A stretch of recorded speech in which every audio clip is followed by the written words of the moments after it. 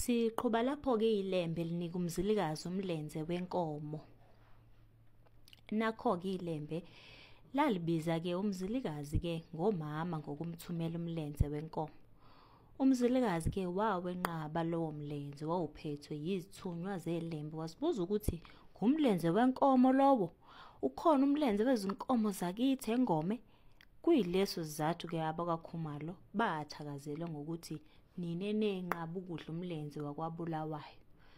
Nathi ngumlenze wankomoni lowo, ukhona umlenze wezinkomo zakithi engome. Naye-ke umzilikazi wahlaba yakhe inkomo maqede wasikela isithunywa zelembe umlenze, wathi aziyonika ilembe. Ilembe lagcina liphake impi eyahlasela umzilikazi, kwaliwa izibombe ezimbili.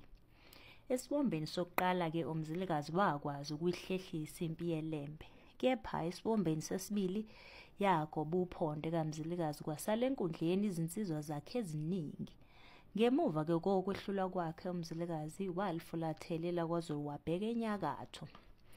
Ngonyaka-ke ka-1825 wakha umuzi wakhe wasekuphumuleni ngaphezu komfula uBhalule, Oliphant River, lapho sekuse-Ermelo khona namuhla.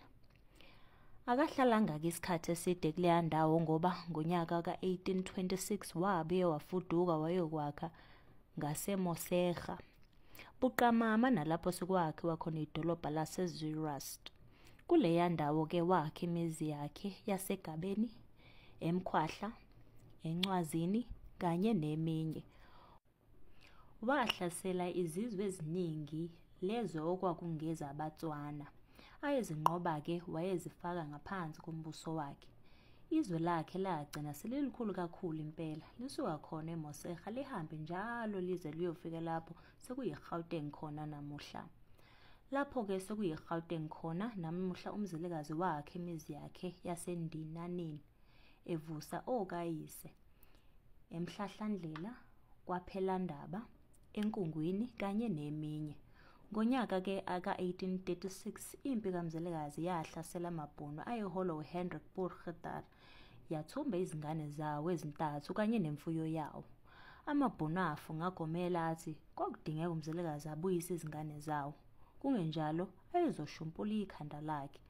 Unyaka-ke kwakuwu-1836 okwaba unyaka onzima kakhulu ezweni sakamzilikazi ngoba ngawo lowo nyaka wahlaselwa yimpi yesiludingane eyayiholwa nguNdlela Ntuli, yashisa umuzi waseNdinaneni.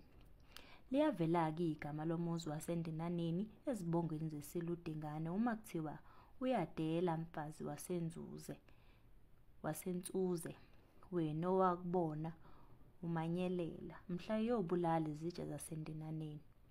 Ngawo-ke futhi unyaka ka-1836 umzilikazi walwa namaKorana kaJan Bloem ayemhlanganyele namaHiligwa kaBareng. Kuleyo mpi-ke umzilikazi wawehlula amaKorana namaHiligwa, kwathi umholi wamaKorana uJan Bloem wasala enkundleni. AmaKorana-ke isizwe samaKhaladi esiyingxenye yamaHiligwa, Kriegwa. Kwathi-ke ngonyaka ka-1837 ngoLwezi amabhunu aqoqa zonke izitha zikaMzilikazi aphaka impi ayohlasela eGabeni, empini eyaziwa ngesiLungu ngokuthi yi-Battle of Kapeni. Ezitheni-ke zikaMzilikazi ezaqoqwa ngamabhunu kwakukhona amaHiligwa, amaKorana, abaTau benkosi uMoletsane, abaGatla benkosi uPilane, abaPo benkosi uMogale kanye nabanye. Impi-ke yaseGabeni yadala olukhulu-ke usizi nomunye ezweni sesizwe umzilikazi. Kwashiswa umuzi waseGabeni, owaseMkhwahla nowaseNcwazini. Kwafa nabantu abaningi kakhulu kuleyo mpi. Izindaba-ke zokushiswa kwemizi yenkosi umzilikazi zahamba zazofinyelela kumngani wakhe uRobert Moffat, owayewumshumayeli wevangeli, ezinze eKurumana. Nguyena-ke uMoffat owatshela inkosi umzilikazi ngezwe labanyayi, osekuyiZimbabwe khona namuhla. Ngawo-ke unyaka ka-1837 inkosi umzilikazi yawela nesizwe sayo sawela iNgulukudela, phecelezi Limpopo River. Yabheka khona lapho sekuseZimbabwe khona namuhla yafike yakha ngaseningizimu. Yavusa imizi yayo yaseMhlanhlandlela, eNcwazini, eNdinaneni kanye neminye. Inkosi uMzilikazi ke yakhothama ngonyaka ka-1868 ngemuva kokukhothama kwabusa indodana yayo uLobhengula.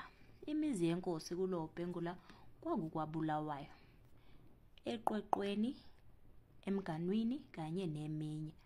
Umuzi wakwaBulawayo ke namuhla usuyidolobha lapha ezweni laseZimbabwe.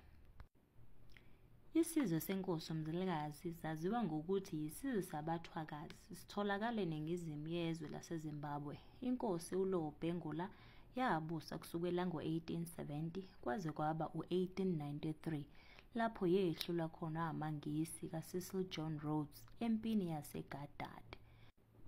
Kusukela-ke ngo-1868 isihlalo sobukhosi sasibanjwe nguMnumbatha kaKholo Khumalo. Sazobuye-ke sichaze ngenkosi uLobhengula Maduse kwenye ingxenye. Siyabonga.